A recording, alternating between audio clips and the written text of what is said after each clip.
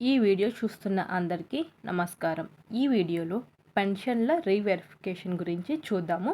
ఈ pension reverification అనేది ఎవరికి చేస్తున్నారు అంటే మెడికల్ పెన్షన్లు మరియు వికలాంగ పెన్షన్లకు సంబంధించి కొందరికి మళ్ళీ రీవెరిఫికేషన్ చేయబోతున్నారు. అంటే మనకు ముందుగా కొంతమందికి అయితే పెన్షన్లు అనేవి రద్దు చేశారు కదా, వాళ్ళల్లో కొంతమంది అపీల్ అయితే చేశారు. వాళ్ళకి మరి రీవెరిఫికేషన్ అనేది ఉంటుంది. రీవెరిఫికేషన్ గల కారణం, గతంలో కొత్త సదరం సర్టిఫికేట్లు జారీ చేసిన తర్వాత అందులో తప్పులు ఉన్నాయని లేదా అసెస్మెంట్ సరిగ్గా లేదని భావించి అపీల్ చేసుకున్న దాదాపు 95% మంది పెన్షనర్లకు ఈ రీవెరిఫికేషన్ నిర్వహిస్తారు.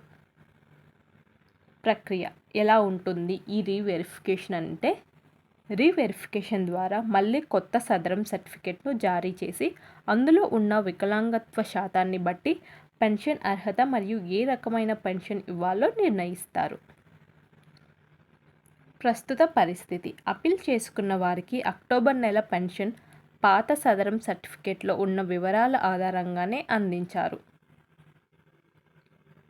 తేదీలు, ఈ రీఅసెస్మెంట్కి తేదీలు ఎప్పుడుంటాయి ఏంటి అని చూస్తే, రీఅసెస్మెంట్కి తేదీలు అయితే ఇంకా ఏమీ అనౌన్స్ చేయలేదు, త్వరలోనే ఉంటాయి అని చెప్పారు. నవంబర్ నెలలోపు ఈ ప్రక్రియని పూర్తి చేయాలని ప్రభుత్వం లక్ష్య పెట్టుకుంది. త్వరలోనే దీనికి సంబంధించిన తేదీలు కూడా అనౌన్స్ చేస్తారు.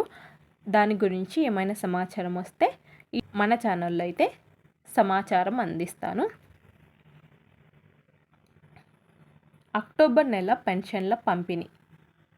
అక్టోబర్ నెల పెన్షన్ల పంపిణీ ఈరోజు నుంచి ప్రారంభమైంది. ఎవరైనా పెన్షన్ తీసుకొని వారు 3వ తేదీన గ్రామ లేదా వార్డు సచివాలయం దగ్గరకు వెళ్ళి తీసుకోవచ్చు. ఒకవేళ 3వ తేదీ కూడా తీసుకోకపోతే ఆ తర్వాత నెలలో అంటే వచ్చే నవంబర్ నెలలో 2 నెలల పెన్షన్ కలిపి ఇస్తారు. అంటే 4,000 4,000, ఆ నెల 4,000, ముందు నెల 4,000, అట్లా 2 నెలల పెన్షన్ కలిపి ఇస్తారు. పెన్షన్ను 3 నెలలకు మించి పెండింగ్లో పెట్టకూడదు. కొత్త పెన్షన్ దరఖాస్తులు, 50 ఏళ్ళు 60 ఏళ్ళు ఉన్నవారు కొత్త పెన్షన్ల కోసం దరఖాస్తు చేసుకోవడానికి ఎదురు చూస్తున్నారు. ప్రస్తుతం జరుగుతున్న రీఅసెస్మెంట్లు పూర్తయిన తర్వాత కొత్త దరఖాస్తుల స్వీకరణ ప్రారంభమయ్యే అవకాశం ఉంటుంది. కొత్త పెన్షన్ల కోసం ముఖ్యమైన అర్హతలు: ఆంధ్రప్రదేశ్ రాష్ట్ర నివాసితులై ఉండాలి, రేషన్ కార్డు కలిగి ఉండాలి, వృద్ధాప్య పెన్షన్కు 60 సంవత్సరాలు నిండి ఉండాలి. అదే ఎస్సీ, ఎస్టీ, బీసీ, మైనారిటీలకైతే 50 సంవత్సరాలు నిండి ఉంటే సరిపోతుంది. వికలాంగ పెన్షన్కు తప్పనిసరిగా సదరం సర్టిఫికేట్ ఉండాలి. కుటుంబంలో ఎవరు ప్రభుత్వ ఉద్యోగి ఉండకూడదు. కుటుంబ సభ్యుల్లో ఎవరు ఆదాయ పన్ను చెల్లిస్తూ ఉండకూడదు. వ్యవసాయ భూమి 7 ఎకరాలకు మించి ఉండకూడదు. 4 చక్రాల వాహనం అంటే ట్రాక్టర్, ట్యాక్సీ ఇలా ఉంటాయి కదా, అవి ఉండకూడదు.